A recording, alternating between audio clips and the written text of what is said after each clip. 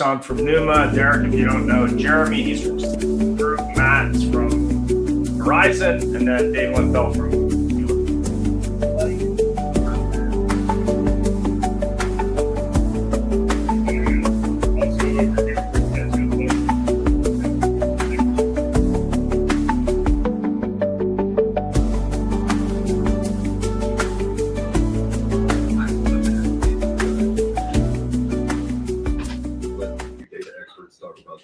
All righty. Good morning and welcome. We're talking about data and more importantly, dirty data today. We have a great panel on. Everybody has, I'm sure, a different opinion on data and dirty data.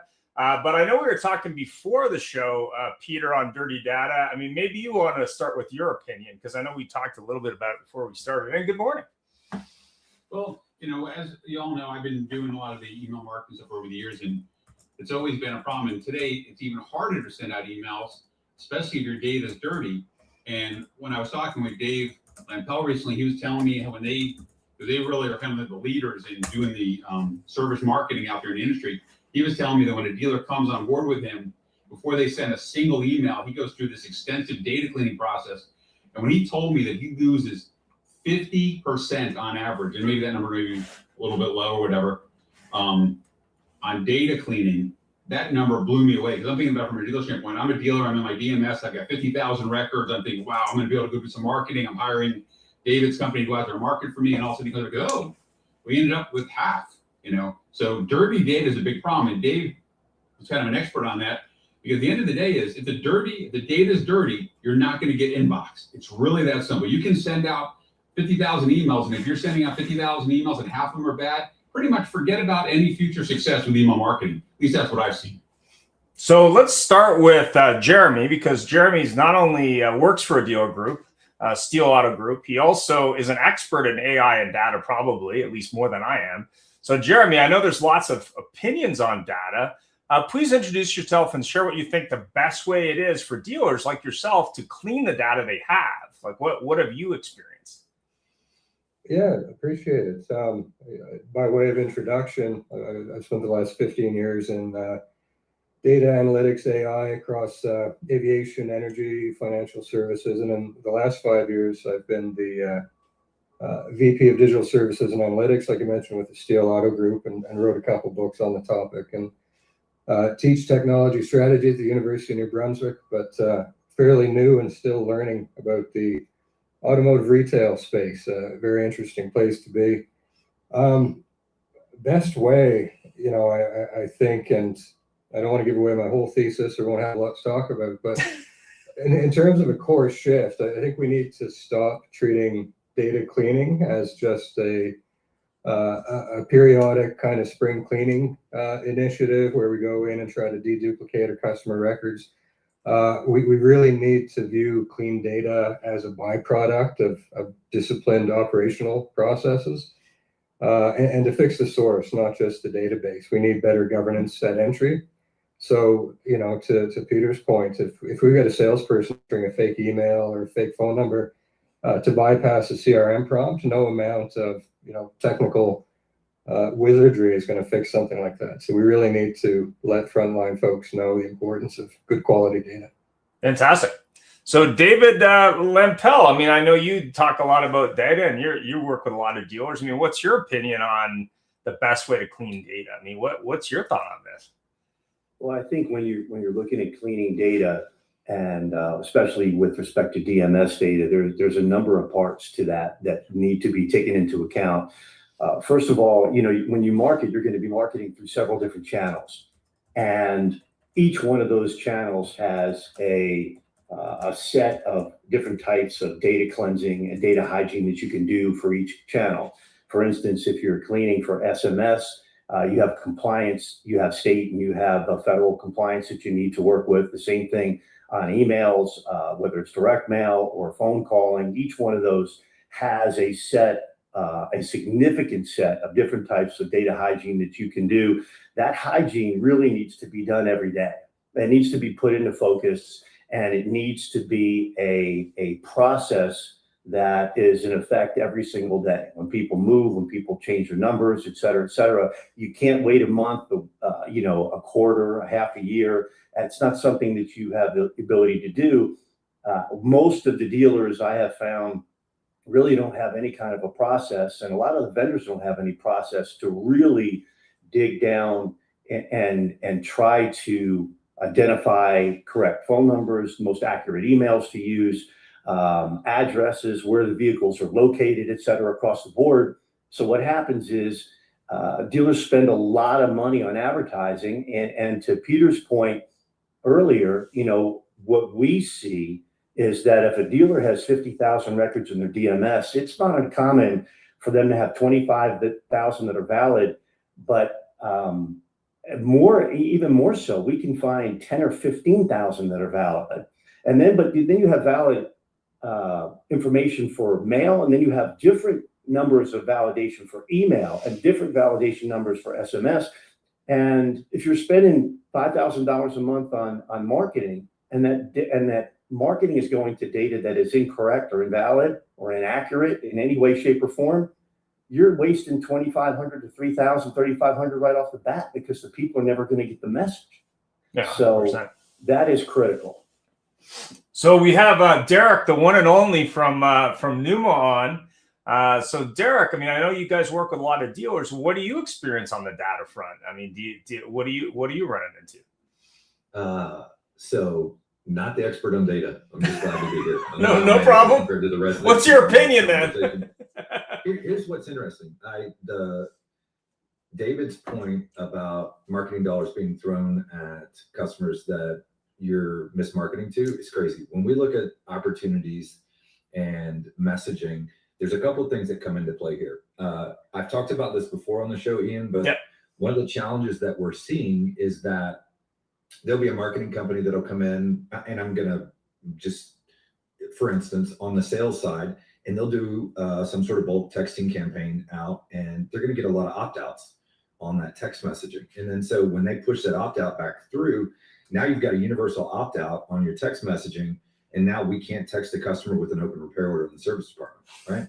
And so the data hygiene, the management of the opt-in, opt-out process, the actual alignment across departments, I think this is where data is going. And I think that there's some very interesting takes on this out there, but we're looking at, the opt-in, opt-out on texting as, if you just take sales and service, that there's actually two different opt-in and opt-outs, right? There's an opt-out for marketing messages. There's an opt-in for operational messages that relate to my car physically being in the shop or picking up my new vehicle, right? And so we're working towards an outcome where not only is the data managed more, but we look at the compliance in the data at a much deeper level as well.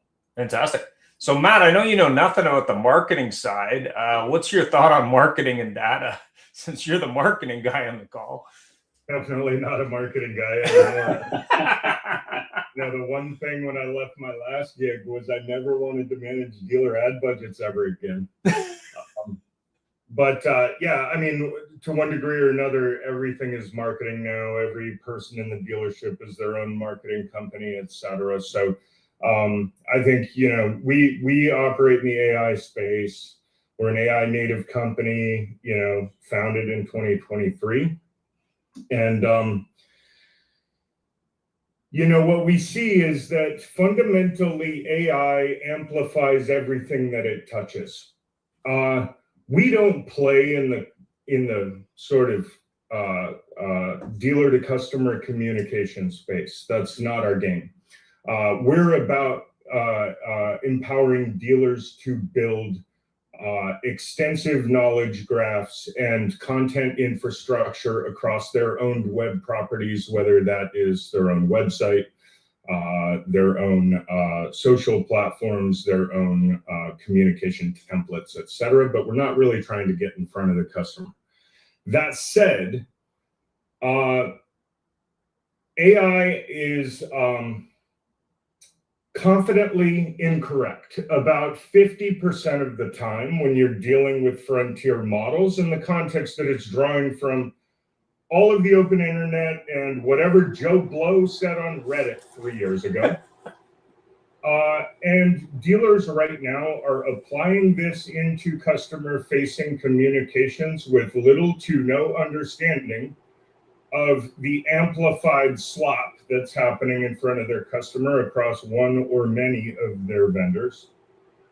And so what's extraordinarily critical is that you are focusing on the cleanliness and the fidelity of the data you have, because when you activate it with AI, and Tim Hayden can talk at extent to this because he consults groups on this interconnectivity, you run the risk of amplifying a very ugly scenario to all of your customers all of the time and at scale. So yeah, I think here, just to explain it in practice, we spent several years building with multiple layers of frontier model AIs, a massive vehicle database of years, makes, models, trims, backfilling gaps, LLMs cross-checking each other's work. Still, we only got 93, 88%, right? There were gaps. It was a bridge too far. We signed a deal with JADO Dynamics to get all global inventory, year, make, model, trim, package, accessory, and MSRP grounded in our database so that we're actually delivering accurate vehicle information across every piece of content we produce, right? And so dealers need to be thinking about that the same way. What is the critical data that I want to deliver to a customer, whether it's in my marketing, my communications, my customer life cycle management, and what does that need to be grounded in to ensure that AI isn't running off the rails while I'm not looking? Fair enough. So we have the one and only Tim Hayden, and we also have Maarten. Thanks for joining. You're muted, so I'll ask you the question after Tim. Go ahead, Tim. Yeah, I mean, there's a whole lot that I can't add to what's already been said, of course. But I would say, for about half of you on the call, we've had some deep conversations about this kind of thing before. We're going into dealers on the enterprise side, right, with systems like Telium, which is an enterprise. It used to be called a CDP, now it's called Customer Data Orchestration System, right? And Snowflake, and the list goes on and on the things you can put your data into, or the things you can use to constantly collect data and to know whether or not it's correct, or, as someone has said earlier, whether it is human or synthetic, because that is a bigger issue than this dirty data problem, or incorrect data problem. It results in incorrect data, of course, but it's a bigger problem when it's just out of date, or the person got divorced, changed their name, moved, changed their phone number, right? Or worse, is deceased. These are things we see all the time when we go into a dealer with their data. I guess the really good news, because you labeled this as the future of dirty data, and a lot of the data people are hard at work to do exactly what Jeremy laid out there, that this is not a turnkey, scrub your data and worry about it for another, don't worry about it for another 2 or 3 years. We're at a situation right now where it has to be almost weekly, if not monthly at least, where you can update your data. And thank you to AI agents, right? And there's a few on the call right now who know a thing or two about AI agents. but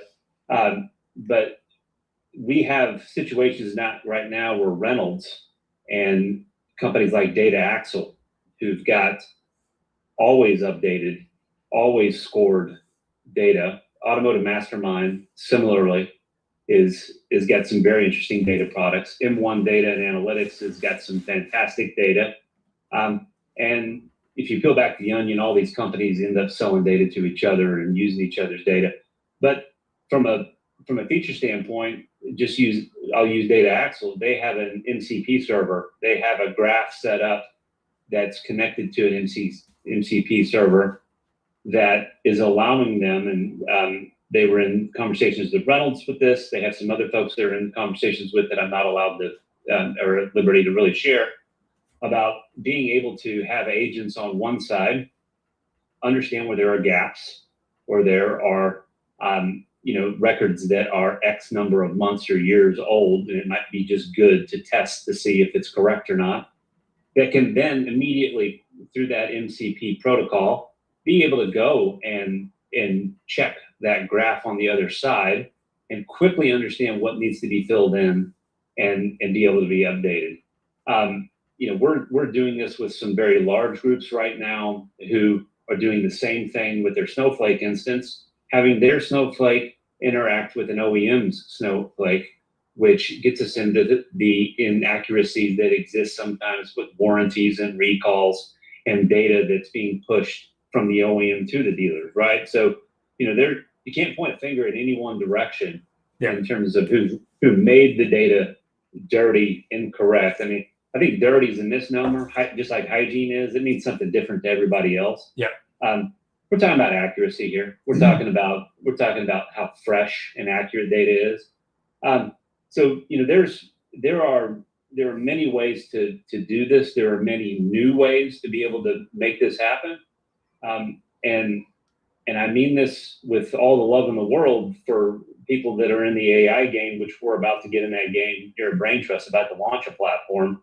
We're going to market with Data Axle and M1 Data and Analytics as our data partners, so that we can meet a dealer on day one with an AI product that will have fresh and accurate data in it. Fantastic. But to what Matt said, it's a really bad situation because of how many people are running their businesses on these frontier models. And these frontier models, they don't have all the safeguards in place to ensure that the data they have is correct. They don't care about that right now. Their speed to market is just about having as much data as possible to be able to do things differently or to meet the use cases that are greeting them as they roll things out. So, it's to do this open weight AI, which is my church. That's what I believe in. I'm a disciple of AI that you can totally control. You can totally control the cost of your GPU access, and you can fine tune it to your business. No two car dealers are the same. No two car dealers' workflows are the same. And Matt can talk about this too, because he sees it just on the content side. So thanks. The bottom line is there's quite a bit that has to happen for data to be accurate and for it to be up to date. Fantastic. So we got Maarten from Ian, let me jump in for a second. Yeah. The topic is really dirty data, and I think we need to kind of circle back to that a little bit, because at the end of the day, this is a perfect example. Last week, I get an email campaign from a dealer. I haven't owned this car in 10 years. That's how long ago I sold this car. It was a Nissan, okay? And I checked my mail this weekend. I got a direct mail piece from them. So this is a dealer. I haven't owned this car literally for 10 years. It's an old Nissan. And it was funny because I was like thinking to myself, wow, these guys talk about, we're having this show, dirty data. But think about this. And this was first class postage. Okay. So they just raised the price. So I'm not sure what first class postage, but I know it just went up recently because I read an article about it. So they spent the money to send me a direct mail piece. So you got the printing, the cost, the postage. They send me an email. Fortunately, I didn't have my phone number, send me a text message, because back then we didn't give cell phone numbers back. But just from that standpoint, that's just one example. Real life just happened. And I think what we really need to help the dealers understand today is, if you're not taking the time to clean your data, whether you got the AI this and AI that and great content from Matt and all this great stuff that you're putting together, the end of the day is, if you're spending money on advertising, I'm an advertising guy, you're spending money on advertising and you're not doing step one is cleaning your data.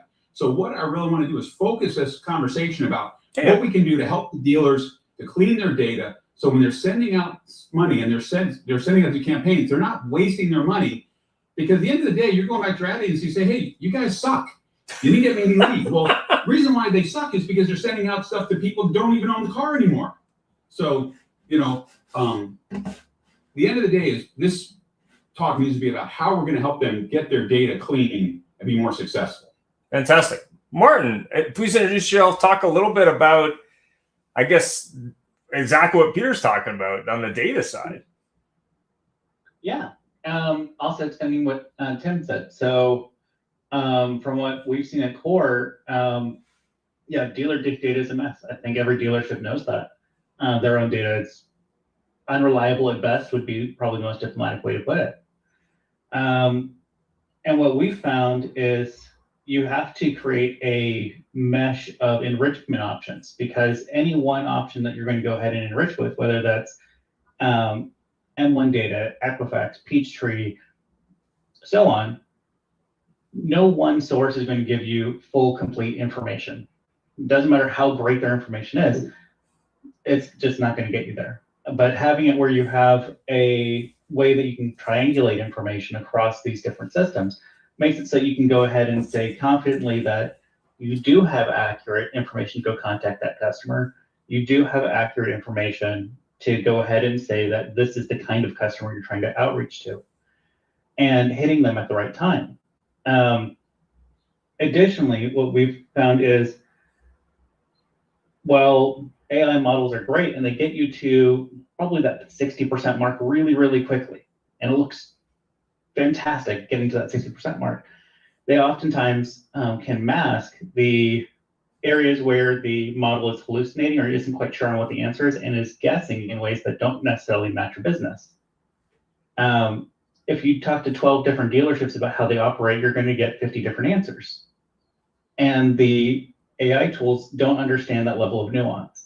So by having it where you're just taking a off-the-shelf frontier model, whether that's Anthropic or ChatGPT or some of the open weight ones just off the shelf, you're going to have it where you get a large percentage of stuff that looks good at first, but when you get into detail, it's just going to be wildly off base. So having it where you have not just your training model, but an ability to have it where you can sanity check it and fine tune it against how your business actually operates gets you much closer to that 100% mark. And it's difficult to go do that. There's not a ton of documentation or guidance on how to do that. It's just go use the AI tools. You're going to get a good answer. Fantastic. So I got a question from Michael Garrison. If the data about a vehicle is accurate, but the imagery can't be trusted or tied back to the VIN, is the listing really clean data from an AI agent's perspective? I don't know who wants to jump in on that. I mean, Jeremy, you obviously work with the dealer group. What's your opinion? You're muted, by the way. You're muted still. There we go. I should be used to this by now. Yeah. I think even upstream from that, if you don't have those contextual pipelines, and I find most dealership groups don't right now, they either have a very archaic website or one that's too fancy and modern, and it has things like advanced JavaScript, so that when the AI agent trawls their website, it's not able to pick up any details. So dirty data and the lack of context for the agents and the lack of understanding of the crawlers and not having a LLMs file on your server, all of those things can contribute to an agent looking at the quality of your data on your website versus your competitors who might have all those things. And it's just going to prioritize all of those because it has a lot more confidence in what it's giving to the user, and it's less likely to hallucinate with that. So what the question is coming from is good, and it's important. You need that level of data quality, but if you don't have those larger contextual pipelines that have been built out for your ecosystem, you're going to be in a bad place either way. So it needs to be looked at in totality, I would say. Fantastic. And I know, Matt, you've been talking a little bit about this with models and stuff, with making sure it's accurate. What's your opinion on this question? You're muted too. There you go. With model, I'm not sure I understand. So he's saying if the data about a vehicle is accurate, but the imagery can't be trusted or tied back to that VIN, is the listing really clean data from an AI agent's perspective, in your opinion? Oh, if we're talking about inventory. Yeah. Directionally, Google has shown that they are running some validation smoke tests on vehicle images to see if they are sort of the core benchmark is this an actual representation of a particular product, or is it an AI recreation of it? Images in product, if they're getting a lot of AI window dressing, are right now plausibly impacting the performance of inventory to the negative side, and I would expect that performance impact to amplify over time. Okay. Derek, I know you're not a data guy, but you obviously have services in the sales side and in the service side now. Are you finding this is a problem on the sales side of the house? Oh yeah, it's on both sides. I don't remember who it was. It was maybe Peter that was talking about it earlier. But if we create processes where we require the salespeople to jump through hoops and then they're doing shortcuts to get through those hoops, we're going to just continue to confound what we're putting in the system. It's tough. And we, when we're looking at it from a standpoint of outreach, it's imperative that the people at the dealership level understand the reason that we need good data is so that we can continue to help them do their jobs. And it has to become a culture. Like, that has to be part and parcel of who the dealership is and what they're trying to accomplish so they can make the right decisions going forward. But then we've got, the people that can do the technical side of it to go back in and clean the data. And I agree with what David was saying. This isn't something that you do once a year. Like, you have to live this. This is imperative to keep that stuff accurate. Yeah. Hey, Derek. Yeah, go ahead. Derek, you said something that was really stood out to me, and I want to go a little deeper, and I like Dave to kind of chime in a little bit, because I know Dave does a little bit of text messaging. So what you said, make sure I understand properly. So, because I know you guys are doing a lot of text messaging. So you're telling me that if a dealer hires somebody else to do a text message marketing campaign, which I see a lot of that stuff coming across, and they're just blasting people out with a message, you're seeing, from what it sounds like, you're seeing a lot of unsubscribes. So then they have to take those unsubscribes because of all the legalities, give it to you or they give it to Dave, and now you guys are limited. And from what you're saying, I have to agree. If my core business and fixed ops is where I put a lot of focus on today, and now all of a sudden our fixed ops marketing database, where you got recalls, service reminders, all of these things that are basically supporting the deals from back end. So are you telling me, from what you're saying, and I'm trying to clarify this, that these dealers are actually losing data because they're kind of just trying to go for some quick sales by doing that? Because if I'm hearing this properly, I think maybe one of the recommendations that may come out of this after you and Dave respond to this is maybe we need to recommend the dealers, hey, you need to really think twice before you just go hire some company out there to start doing a bunch of text messaging for you, because it's going to affect your fixed ops. Am I on track with what you're saying? And then I want Dave to share with that. So and let's think about it from a compliance standpoint, right? If you have a centralized compliance audit tool, wherever that lives, whether it's your DMS or whether it's a Snowflake or QuoreAi or whatever, if you have one centralized repository and you're requiring any marketing efforts that are outbound text-based to go to that repository to make sure that it checks before you send a message, then we're seeing, we'll see bulk, do not text come across these things, and it's tied to campaigns that are being sent out by these companies that are just don't understand what they're doing, and they're going out and they're bulk texting. We see it all the time. And I was on a call actually with a dealer group last week, and they said, we realized that these campaigns actually are costing us 25% of our potential marketing in service, 25%, because the campaigns are going out and are doing bulk unsubscribes. This is the reason why I keep advocating that we need to get compliance at a level deeper, so that we're looking at opting out of marketing messages, opting into operational messages. We can We can send a text message on a declined service or a recall as long as we have a relationship in the last 18 months, right? Where we have a transactional data. But if they're opted out bulk, you can't do anything. You're kind of fickle. Yeah, and to pile on that, like from a compliance perspective, if the optics to the customer is that the messaging is from you, whether or not it originated from your database, and that customer opts out of communications, that list that the third party pushes back to you, if you are indeed operating in compliance, should be purged from all of your existing data. So if there's matches, it's still hurting you, whether they're drawing from your well of data or not, right?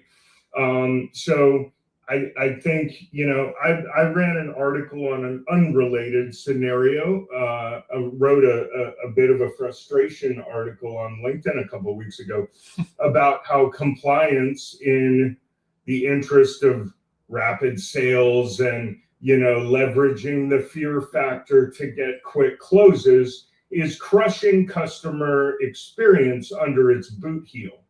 And it is, to Derek's point, really important that when we think about the client or the compliance infrastructure that exists in our customer-facing experiences, that we give the customer the option to opt in and out of the different things that they want to in real time, rather than blanket opt out, opt in, because the downstream experience over their customer life cycle is radically shifted when that choice does not exist for the customer. Now, a quick word from our sponsors. If you look at the last 4 years again, we've answered 41 million phone calls for dealers over the last 4 years with our AI platform. We've also handled over 150 million text messages. And so when you look at just those raw numbers, that's a 4-to-1, 3.5, 4-to-1 text to phone call. So I don't know. Here's what I can tell you, though. I believe that the customer wants to be met where they are presently. If that is text, voice, video call, if they want to be engaged instantly. I'm Vince Delmonico, General Sales Manager with Cruise Ford Lincoln. Larry Feldman came out and did one of our training courses. Absolutely incredible. I sat through the course myself. The engagement that our salespeople gained from it, the excitement that he brings, it was a new way of looking at things that we're already doing and how we can improve them. Love it. It's literally the best thing since sliced bread. My name's Fareed Ahmed. I'm the founder and CEO of DSMA. So why should you use DSMA to sell your most valuable asset? The answer is very simple. It's our unparalleled approach to our clients' needs and satisfaction. Remember, DSMA, we're real people doing real deals. Meta, Instagram, social, and your team is still waiting for ups like it's 1999. Let's be honest. Your market isn't watching TV commercials. They're double tapping and engaging with your competitors on social media posts. People are shopping these days for cars and servicing their vehicles in between watching cat videos. Thanks for that. Also got a comment from Michael Garrison. The comment about Google was dead on. Thank you for all your hard work. So thanks for that, for the input. So I think we were going with Dave next. So go ahead, Dave. Yeah, so actually have a lot that I could entertain with all of this. We recently came across a situation where one of my dealer groups hired an AI company to do outbound AI calling, and what they did was they targeted their entire database. When they did outbound AI calling with the target database, they did get some business. And what they did get, even more than that, were thousands of opt-outs.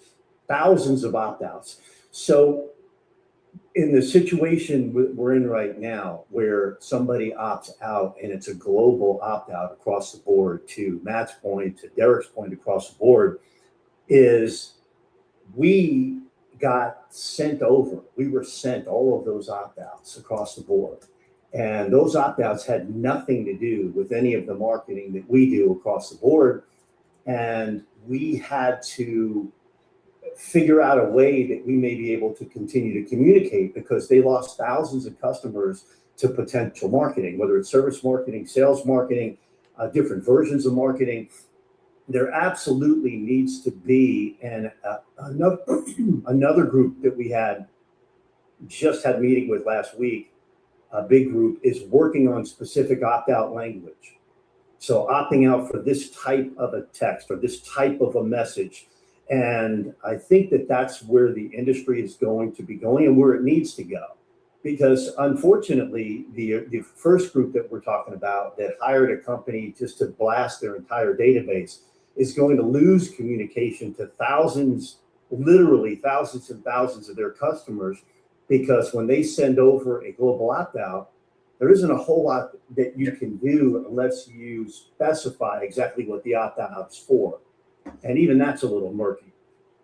But the group that we talked to last week is specifically working opt-outs and opt-out language for different types of opt-out, opting out of a service message, opting out of a sales message, et cetera, opting out of a phone call, because just because you opt out of phone communication does not mean that you're opting out of email or you're opting out of direct mail across the board.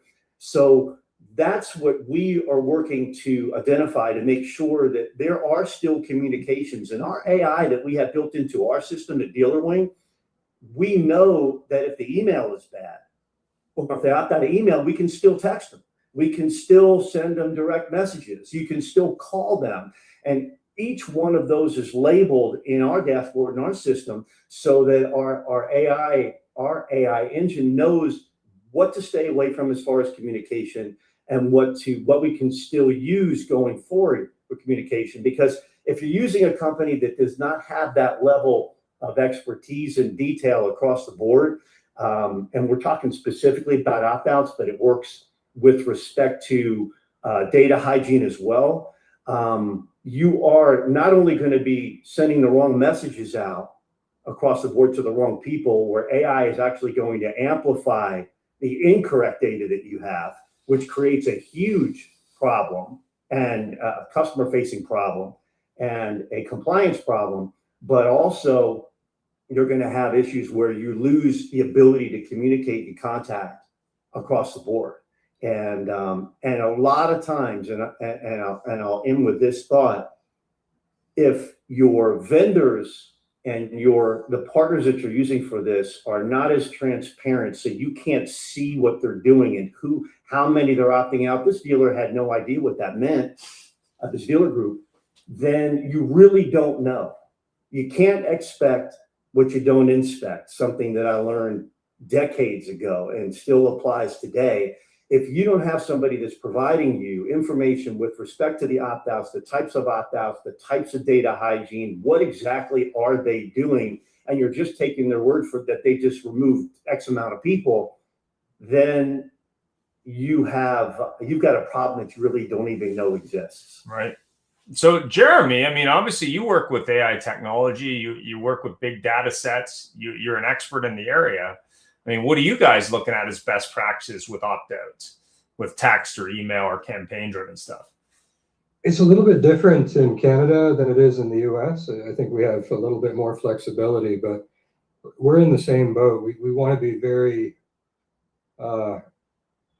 customer-oriented. We can't take a spray and pray approach to it, and there's always a concern that if we do a massive mail-out, no matter how superficially curated it is, if we don't have a justifiable reason for reaching out to them, if an equity mining tool hasn't triggered, if we're just using new technology, to use another gun analogy, just machine gun them with reach outs, it's not going to end well for anybody. We will end up with those opt-outs.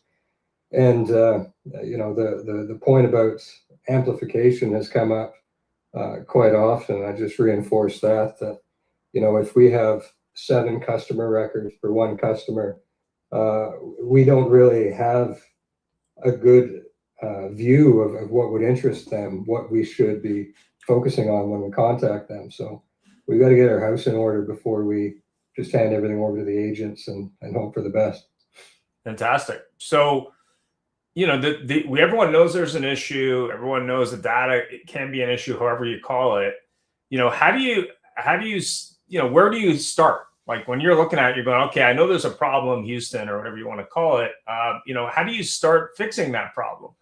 Like where do you start there? I mean, I don't know who wants to start. Maybe Tim can start on that since he deals a lot of that.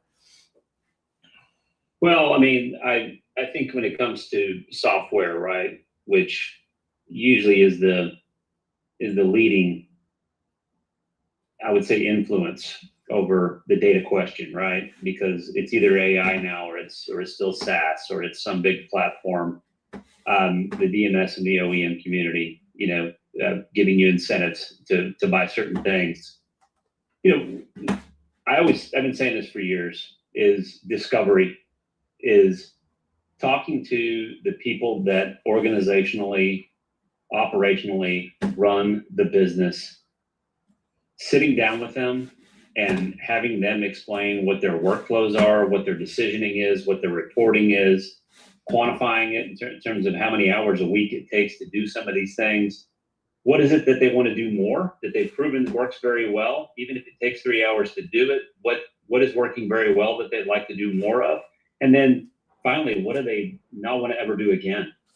And when you get to that point, you can get very prescriptive with some software systems. You know, Telium is not beholden to any one vertical, as an example, right? Neither is Snowflake. These are systems that can be finely tuned to whatever your vertical is, whatever your FTC rules or state data privacy laws, or some of the things that could be there from a federal or international standpoint. What do you need to respect in terms of things you shouldn't and shouldn't do with your data, as well as everything I said before, just things that meld in with what you're doing there in the business from an operations standpoint. So I think discovery is important, because one of the reasons we get into bad data situations is that sexy demonstrations have people buying software without really knowing everything it can do, and getting in a situation where they only use 20% of it once they have it. I think the other side of it too is improving digital literacy. You know, is dealers need to invest in some type of education. And I wouldn't say this is training. This is not training. This is just up-leveling what people understand about data governance, about the risks associated with AI, about what they should and shouldn't be doing, because the bad data situation always opens the door to worse things to happen when it comes to other types of cyber events. So, I mean, we can go in a bunch of different directions here. I mean, I understand Peter wants to try to keep it in the swim lane about the integrity of data. I'm sorry, but there's 125,000 things that influence that integrity of data. And so much of it we can probably get in front of if we just really were more thoughtful about what it is we're trying to do with technology and the data that swims through it. Fantastic. I think I can add something that's tangible for dealers to do right away. First of all, everything that we're talking about, or a significant part of it, starts at the front line. And that's when people buy a vehicle, and that's when people service a vehicle. In all of the DMSs, Reynolds and Reynolds, CDK, Techion, all of them have the ability to manually opt in, manually opt out, to remove customers, to update data across the board. So one of the crucial parts of this is when vehicles are traded in, the dealer is supposed to remove that vehicle. There are ways to do that simply in the DMS, to remove that vehicle from the existing owner, so he doesn't continue to get marketed to Peter's point earlier, for a vehicle that he hasn't had for 10 years. So when I was running my dealerships, what we did is we had a process and somebody that overlooked every deal that a sales deal that came in and every trade that came in, so that we move those vehicles out of that customer's name. Now, what happens in your DMS is it shows that the vehicle was owned by that customer, but it takes it out of that name, out of that person's name for future marketing across the board. So a lot of the things that we're talking about, while some of them they cannot be held accountable at the dealer level, things like that can be held at the dealer level. What we instituted at a couple of our stores when we started running our marketing with Dealerwing is that we actually locked out when we locked out customers that needed to be updated, so that every single time they came into service, they had to validate and verify their address, their email, their phone number across the board before they could close or pay for an RO. That's a little extreme, but if you get everybody in the habit of double checking that, and it isn't so much as taking that piece of paper and putting in front of them because their eyes gloss over and they don't even notice if it's incorrect across the board. You actually need a process of saying, is this your email address? Is this your physical address? Is this your phone number? Because people will gloss over and don't do it. And every time somebody comes into service, when that's done, your data slowly and more slowly gets cleaned and is more accurate across the board. So instituting a few of those line items with respect to when a vehicle is sold, specifically when a vehicle is serviced, because there's so many more people coming into the service drive than there are buying cars across the board, and then managing your trade-ins and managing the ownership or transfer of ownership simply by taking a vehicle out of a customer's name is a really good way for the dealers to start the process of resurrecting and cleaning up the database. Fantastic. So Derek, maybe you can talk a little. Go ahead. I'm going to throw a little curveball out there because what someone just said reminded me of something. Years ago, I used to do marketing for dealers for service and sales. And there was a situation once where a dealer sent me a database and we were getting ready to load this into our email deployment system to do a mass email marketing campaign for them. And one of my people ran a query and found this vehicle with a specific VIN number was listed in the database, owned by several people. And we couldn't quite figure that out. I was like, wait a second, how could this one vehicle be owned by all of these different people? So we went back and the dealer was like, oh, well, that was actually the first owner. Then the car was sold and the new owner brought it back in. So the guy owned the car, he sold it to someone else, but because it was a local deal, they brought it back to that same dealership for service. So we had a record in sales, but then we had different service records. And we had to go back and figure out who was the most current owner of that vehicle. So I just, when you guys were talking about that, I thought about that. So is there something that we could share with the dealers? Because I think that's a problem. And Dave, you would know more than I do. Is that something that's still a problem? And if it is, how is that something that the dealers can literally, like, what could be something simple they could do to fix that problem? Well, maybe that is an enormous problem. I mean, that is exactly what I was referring to with respect to dealers can take the onus themselves. And as these cars get traded in and moved around, they can identify those and move those in the system so that you know. At Dealerwing, we built an AI model that actually does that for the dealer. We can run our module through our engine, through their DMS, and be able to tell who owns the car and who doesn't own the car. But on their own, the dealers can do that. The dealers can start that process immediately, as well as the validation and verification of different marketing channels, the emails, the phone numbers, et cetera. But that is a problem for every single dealer that we come in contact with, which is why we had to build our own model to make sure that our dealers are taken care of with respect to that. But aside from that, they can help themselves by utilizing the tools that are there. Most of them don't even know that they're there or how to do it, and it's really pretty simple. Yeah, I mean, we had to do the same thing with building out our own model to go and solve that exact same problem. But we also found that it was incredibly useful not to lose that vehicle history of ownership, because it gives you an affinity model for what kinds of vehicles different households are going to be interested in. So just because they don't still own this 2010 Nissan doesn't mean they're not interested in Nissans today. It means that they have something newer. So it still gives you a great data set to go ahead and still tackle people in a very fine-tuned manner. Well, still needing to say, hey, this person's traded in their 2010 Nissan and they're in this new vehicle today. Derek, maybe you want to talk a little bit about that, because I know Numa handles a lot of inbound calls for dealers. I mean, is part of that process verifying data?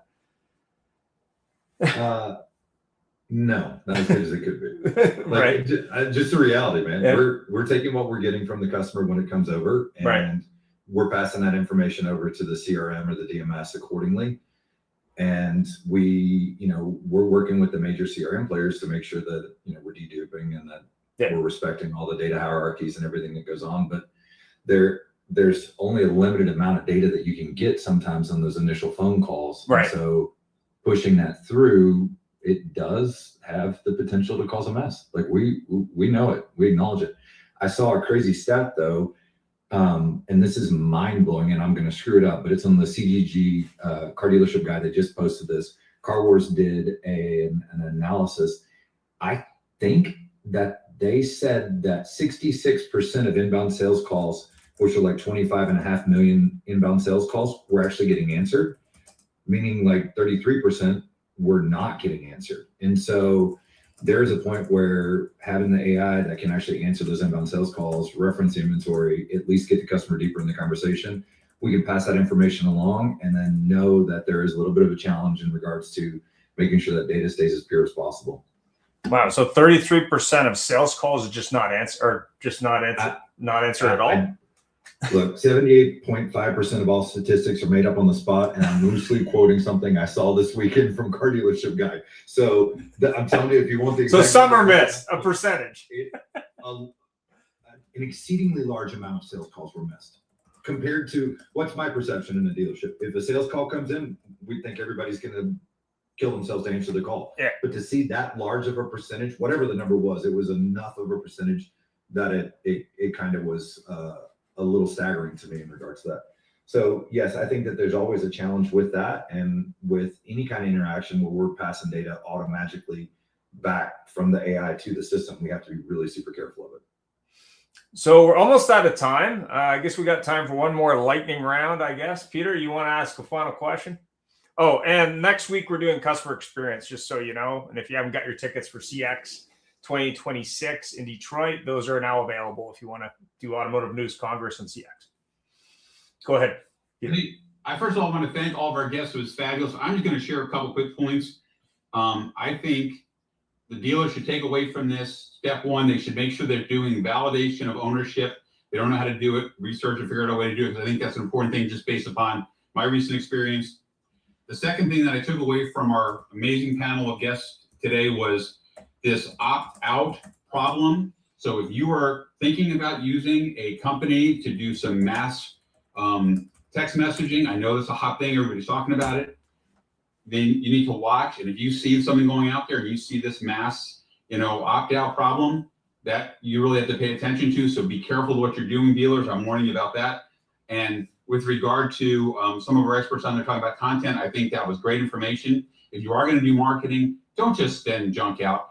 Take the time to get some good content. So when you get something, you send something out to the people, they feel like you really took the time to give them some good information, because they're going to appreciate and engagement rate is going to be higher, and you're going to keep them as customers much longer. So again, I appreciate all the guests today. I think there's some really great information, and looking forward to next week's show.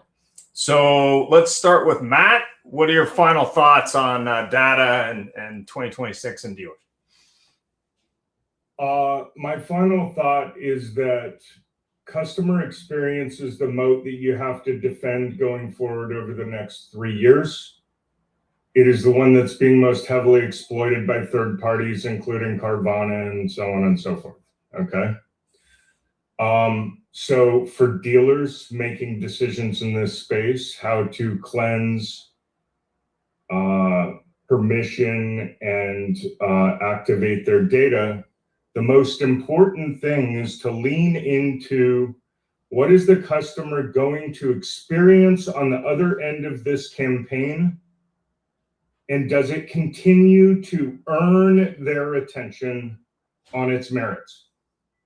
And if you can't answer that question, you haven't done enough diligence to activate a campaign, because The opt-out space is basically rating your 401k to buy speculative cryptocurrencies. Love that one. Jeremy, what's your final thought? I really liked what Derek said earlier around data being a culture, not just a process. I think I'd piggyback on that. No technology is going to save a process that people refuse to adapt. And if you try to punt this to IT or to a vendor and you give your frontline people 15 mandatory CRM fields they need to fill out, it's human nature. They're going to find a way around that.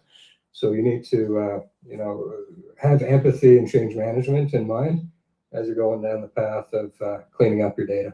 Thanks for that. Derek, what do you think? I think that it is an ongoing battle. I love the term moat, and I think that we have to define what is important, and then we have to protect it. And that goes back to the decision-making process, the ad copy, the opt-out management, all of it. There were so many good points on here.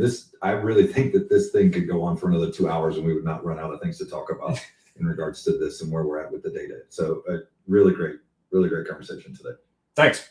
Maarten. Is it Martine or Maarten? It's Maarten. Okay. Yeah, piggybacking off what Jeremy had said, I think that clean data is great, but it needs a cultural change around not just how we manage data within the CRM and DMS, but also how we approach data on the marketing side, where oftentimes less is more. If you approach someone with a message that they're at the wrong time, they're going to blow you off. And now the barrier to entry to go ahead and just do global opt-out is so low for them. Great, I got a text message, I swipe and I say, I'm opting out. That you need to use more focused marketing capabilities that are saying, hey, hit this person, this very narrow audience, this very focused message. And AI tools can help you go ahead and have that scale, because normally you do shotgun style to make it so that it's as broad of an audience for the least amount of effort as possible. Thanks very much. Tim. I mean, nothing, again, I think been great feedback and great ideas. The cultural side of it feeds right into the discovery side of it, right into what Maarten was talking about. We have to change data entry. If we want to change data, we have to change how humans interact with data. That's both the customer, everything that's self-serve on your website or a mobile app, or a third-party system that's referring data to you, right? Not to mention the rigor you need to have in place around your own data and everything we talked about with privacy, security, data governance there. It is your first-party data. I would only say that your moat is only preceded by another moat, and that is your first-party data. It may be inaccurate, but I guess I can tell you what, it's tea leaves. It'll tell you who trusted you and bought from you in the past, and it has metadata and gobbledygook in there that only some machine learning and some AI can understand, that can tell you things about how people came to buy from you in the past. So, you own your data, and as time goes along, own more of your technology. I said that earlier when I was talking about open weight AI. That's the future. It's being played out right now in front of us. And I can promise you, this will be a much different conversation next year.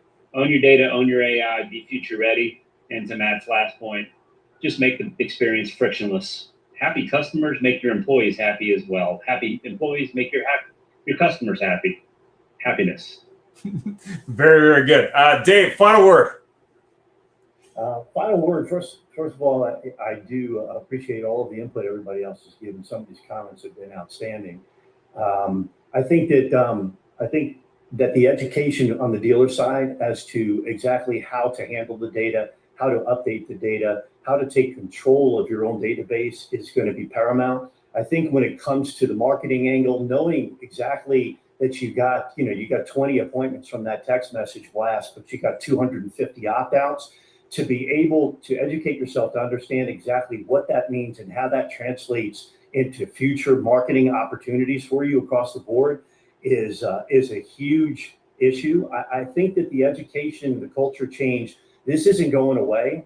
And since we all agree that AI is going to if you have great data, AI is going to magnify that data, and it's really going to be super helpful for you. But if you're feeding your AI engine or your AI company or whoever you're using incorrect data across the board, you're going to get, it's going to be catastrophic. I mean, you're going to get bad messages to messages to the wrong people at the wrong times. And when you talk about the customer experience, which is what we're all trying to improve across the board, and all of companies are being built around improving the customer experience. Send a customer, like Peter said, an email on a car that he owned 10 years ago, and you have destroyed any credibility that you have as a dealer, that you have any consistency in your communication. So taking advantage of this and taking ownership of it to the extent that you can, by doing what you can do on your own with respect to updating records when the people come in, whether it's an outreach or whether it's at the counter at the service department, making sure you're managing your trade-ins, managing and overseeing your marketing and exactly what is it doing to your opt-outs across the board, partnering with a vendor that is transparent with you. All of those things are within your reach today, that can be started today as a shift today. You can put your foot down and say, no more. This is what we're going to do going forward. And then you're employing things like with respect to opt-outs, specific types of opt-outs and messaging along those lines that we can help you with, and that's out there in the marketplace. That's where it's going to start. And it's only going to become more and more important as the days and weeks pass, because AI isn't going away, and AI is only going to be as effective as the data that you're feeding it across the board. Thanks very much. But with that said, we can do that, and you can do that at the dealership level. Thanks very much. Have yourself a great day. Thanks for all the great input. Of course, if you have any questions for the show, reach out. We'll see you all in Detroit, and have a great week. Be good. Bye-bye now. Thank you. Thank you for helping the industry get better today live.